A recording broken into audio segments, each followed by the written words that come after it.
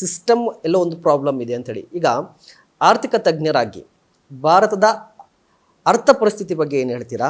ಇದು ಇದೇ ರೀತಿಯಾಗಿ ಮುಂದುವರೆದ್ರೆ ನಾವು ಯಾವ ಪರಿಸ್ಥಿತಿಯಲ್ಲಿ ಇರ್ತೀವಿ ಅಂತ. ಅಲ್ಲ, ಆರ್ಥಿಕ ಸ್ಥಿತಿ ನಮ್ಮ ಭಾರತ ದೇಶದಾಗಲಿ ಕರ್ನಾಟಕದಾಗಲಿ ಚೆನ್ನಾಗಿದೆ. ಓಕೆ. ಆದರೆ ಬೊಕ್ಕಸದಲ್ಲಿ ಕಾಸಿಲ್ಲ ಅನ್ನೋ ಮಾತ್ರ ಮಾತು ಬಂದಿದೆ. ಯಾಕೆ? Because of the corruption. ಈ ಫ್ರೀ ಬೀಸ್ಗಳು ಕೊಟ್ಬಿಟ್ಟು 62,000 ಕೋಟಿ ಹೋಗ್ತಾ ಇದೆಯಲ್ಲ, ಇದು ಯಾವ ನ್ಯಾಯ ಇದು? ಈ ಫ್ರೀ ಬೀಸ್ಗಳು ಕೊಡುವ ಬದಲು ಒಂದು ವೇಳೆ ಅದೇ ಕಾಸನ್ನು ಎಂಟ್ರಪ್ರನಿಯವರಿಗೆ ಕೊಟ್ಬಿಟ್ಟು ನೀವು ಒಂದು ಎಂಪ್ಲಾಯ್ಮೆಂಟ್ ಕೊಡಿ. ಅಂದರೆ ಮೀನು ಹಿಡಿಯುವವನಿಗೆ ನೀವು ಮೀನು ಕೊಟ್ಟರೆ ಅವನು ಯಾಕೆ ಮೀನು ಹಿಡಿಯಲಿಕ್ಕೆ ಹೋಗ್ತಾನೆ? ಕರೆಕ್ಟ್. ನೀವು ಮೀನು ಕೊಟ್ಟರೆ ಅವನು ಮೀನು ಮನೆಯಲ್ಲೇ ಬಂದ್ಬಿಡ್ತಲ್ಲ. ನಿಜ. ಹೆಂಗೆ ಯಾಕೆ ಮೀನು ಹಿಡಿಯಲಿಕ್ಕೆ ಹೋಗ್ತಾನೆ?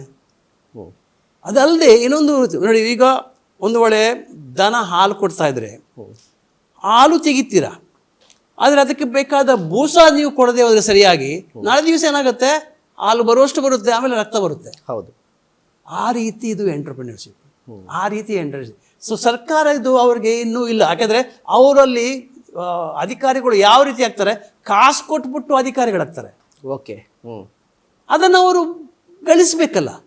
ಸಂಬಳ ಕೊಟ್ಟರೆ ಸಾಕಾಗಲ್ಲ ಅವರಿಗೆ. ಯಾಕಂದರೆ ಎಷ್ಟೊಂದೋ ಕಾಸು ಕೊಟ್ಬಿಟ್ಟು, ಈಗ ನೋಡಿ KPS ಹಗರಣ ಬಂತಲ್ಲ ಹೊರಗಡೆ, ಒಬ್ಬೊಬ್ಬ KS ಆಫೀಸರ್ಗಳಿಗೆ ಲಕ್ಷ ಕೊಟ್ಟಲೆ ನೀವು ಕಾಸು ಕೊಟ್ಬಿಟ್ಟು KS ಪಾಸ್ ಮಾಡ್ತೀನಿ ಅಂದ್ಬಿಟ್ಟು, ಎಕ್ಸಾಮಿನೇಷನ್ ಕೂಡ ಪಾಸ್ ಮಾಡ್ತೀನಿ ಅಂದ್ಬಿಟ್ಟು ಬ್ರೈಬ್ ಕೊಟ್ಟರೆ, ಅವನು KS ಆಗಿ ಬಂದವನು, ಅವನು ತಹಸೀಲ್ದಾರೋ ಅಥವಾ DC ಆಗಿ ಅಸಿಸ್ಟೆಂಟ್ DC ಆಗಿ ಬಂದಿರೋನು, ಅವನು ಅಷ್ಟು ಕಾಸು ಕೊಟ್ಟು ಸ್ಥಾನಕ್ಕೆ ಬಂದಮೇಲೆ ಅವನು ಸುಮ್ಮನೆ ಬಿಡ್ತಾನ?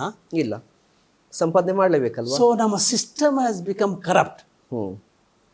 ಇಂಥ ಒಂದು ಸಿಸ್ಟಮ್ನಲ್ಲಿ ಕೂಡ ನಾವು ಜೀವನ ಮಾಡ್ತೀವಿ ಅಂದರೆ ನೀವು ಚಪ್ಪಾಳೆ ಕೊಡಬೇಕಾಗುತ್ತೆ ಎಂಟರ್ಪ್ರಿನರ್ಶಿಪ್ಗಳು.